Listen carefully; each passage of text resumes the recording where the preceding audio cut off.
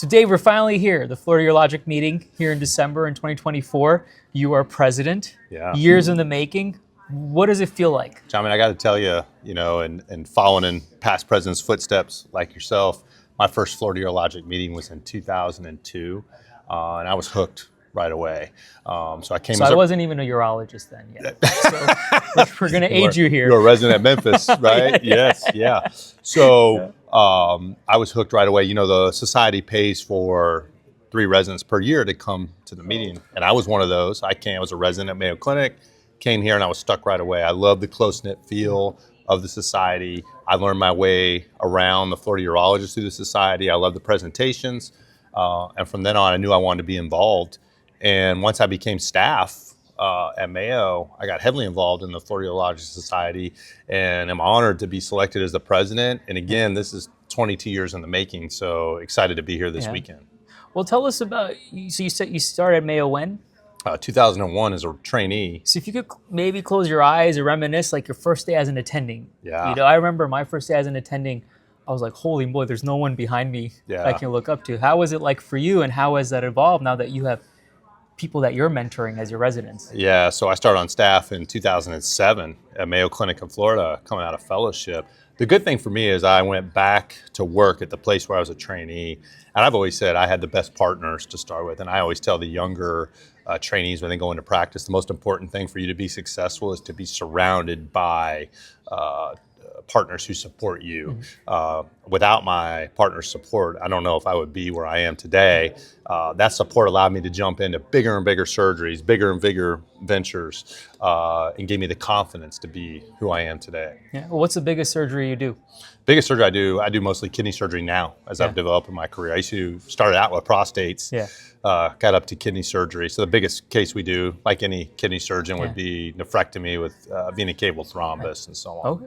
So you're very busy. You got a clinical practice, you have family, you have your hobbies. How do you balance all that stuff? And now you're president of the Florida Urologic this year. President of the Florida Urologic Society, secretary of the Southeast section. And I'm actually the head of the clinical practice too at Mayo Clinic in Florida, 700 doctor practice. So one thing, and whether it's a good skill or not, much like people like yourself, is learn how to multitask. But there's no doubt that the more you multitask, the less attention you can give to one particular thing. But in my mind, and we were talking about this today, there's a lot of focus on wellness, right? But when you study the most successful people in our section, in our society, most successful people like yourself, they've all learned to find time for family, wellness, and things like that, as well as multitasking on multiple different ventures. So it's an art. And I think it's an art that could be learned through speakers at conferences like this, getting advice from people like yourself, some of the older Thanks for not calling surgeons me that are old. here. No, you're younger than me, so I can't really. So it takes a lot to plan this meeting, right? So can you comment on, what was the collaboration like with the management company, the program directors, the rest of the board? Yeah, running this meeting, it's difficult in the size of it and the logistics, but the company we work with, Weiser Corporation, makes it as easy or seamless as possible, as you know. To us, a few changes this year in the meeting we really wanted to incorporate from feedback from the membership was the meeting's for everyone. It's not a subspecialty meeting, it's a broad meeting. So they wanted quicker hitting, shorter talks that were less in depth and more broad. So we've tried to bring that. And they also the membership wanted more practice oriented things. Hence you see things like how do you incorporate AI into practice, marketing. You'll see things tomorrow about different roles for MDs in corporate America, private equity, numerous different things, billing and coding. So we're trying to incorporate more of those type of elements into the annual meeting. And you're doing a great job keeping it on time. I love seeing you tiptoeing when there's 1 minute left in the session, and then you go on. I think that's one of the biggest complaints people have when they go to meetings is things are not running on time. So kudos to you for not only having a great program, but also it's thank run you. very well on time. We tasked our program directors with that this year. We said, hey, we want shorter, quick hitting topics, more topics, but shorter and quick hitting.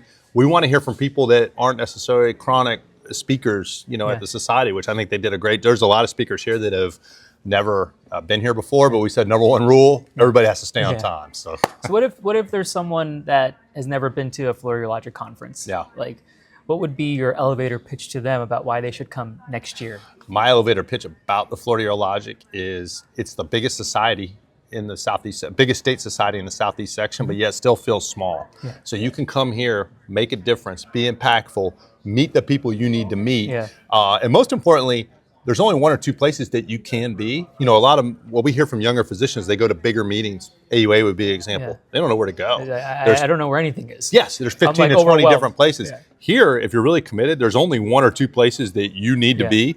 And that's what drew me to the society meeting to start with. Yeah. And if you can never find him at the meeting, you will definitely find him at 6 a.m. at the gym. That's what we hear is the best place to as come I've gotten older, advice for wellness. As I've gotten older, the earlier you work out, the better, because you'll never do it later in the day. So last thoughts, last comments as we go back to the meeting here. Listen, I'm honored to be society president. And I say that in a way that all the other presidents that come before, I admire them all for one particular thing and another.